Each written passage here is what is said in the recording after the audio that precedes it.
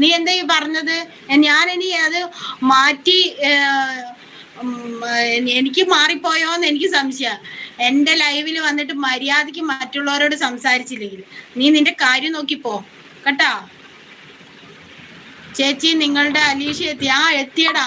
എടാ അതില്ലേ mind, don't mind. Hi, what do you say? അതന്നെ ദിഗംബരൻ, നീ എന്താ അലീഷേനെ പറഞ്ഞേ?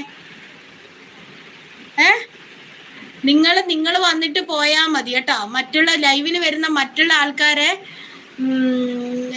ഇൻസൾട്ട് ചെയ്യാൻ നിങ്ങൾ ആയിട്ടില്ല. സൂപ്പർ ചാറ്റ് ചെയ്തപ്പം നിങ്ങളുടെ വലിയ ആള് അലീഷ.